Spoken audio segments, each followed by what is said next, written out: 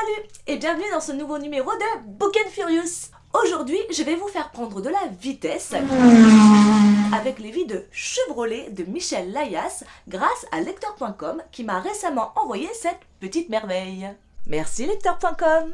Biographie romancée de Louis Chevrolet, oui, le même type qui a donné son nom aux voitures. Ce livre très court m'a totalement charmée. Seulement 128 pages. Sans être une grande amatrice de belles mécaniques, je laisse ça à mon cher mari. J'ai toutefois apprécié plonger dans cet univers où la vitesse flirte avec la mort. Comment Louis Chevrolet est-il devenu cet ingénieur reconnu? Alors que des milliers de Chevrolets sont vendus, Louis ne touche qu'$1 par voiture. Vous voulez encore plus d'anecdotes? Je vous raconte tout juste après ça.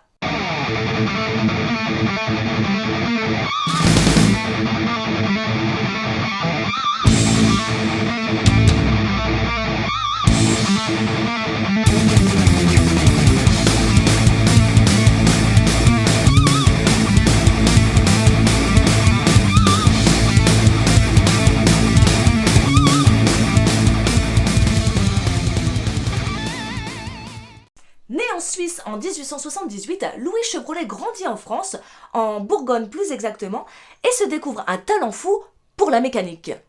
Issu d'une famille très modeste, pour ne pas dire sans le sou, le petit génie de la famille débute en tant que mécanicien pour vélo.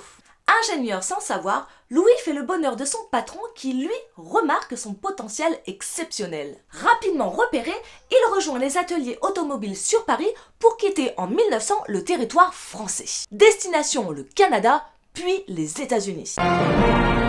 Et là, tout s'enchaîne très vite. Au pays de l'oncle Sam, il s'impose comme un pilote hors pair. Tourmenté par son esprit ingénieur, le démon de la mécanique n'est jamais très loin. Ainsi, après avoir travaillé pour Fiat et Buick, il monte avec Billy Durand sa propre entreprise, la Chevrolet Motor Car Company. Leur credo? Concevoir une voiture de tourisme, une élégante, avec des lignes à la française qui saura séduire et s'imposer. Excusez-moi du peu. Et c'est à ce moment-là que le nom de Chevrolet va être spolié et sous contrat en bonne et due forme s'il vous plaît. Si Louis repart avec un excellent salaire et une centaine d'actions en poche, son nom en cas de succès ne lui appartient plus. Et quand on sait aujourd'hui ce que représente le nom de Chevrolet, avec pour devise Never Give Up, c'est-à-dire ne jamais abandonner, Louis s'accroche à son destin et entraîne toute sa famille dans ce tourbillon américain.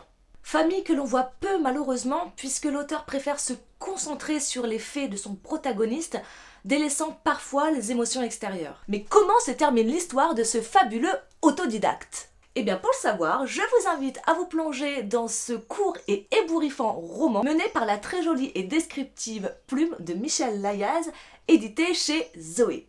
Pour qui, pourquoi? Pour ceux qui veulent aller à l'essentiel donc. Merci encore à lecteur.com, mais aussi aux éditions Zoé que je découvre pour l'occasion. Merci, merci, merci, merci. C'est l'heure de la gourmandise! Vous n'êtes pas sans savoir maintenant que le blog Book & Cook aime autant la pâtisserie que les livres. Quelle est donc la pâtisserie associée à cette autobiographie romancée? Les indices, sorte de macarons étrangers et classiques new-yorkais. La réponse sur Book & Cook. Et voilà, moi je vous donne rendez-vous très bientôt pour un nouveau numéro de Book & Furious. En attendant, n'oubliez pas que les livres se grignotent et se dévorent. Ciao. Non, je fais tout ça. C'est moi, c'est mes conneries.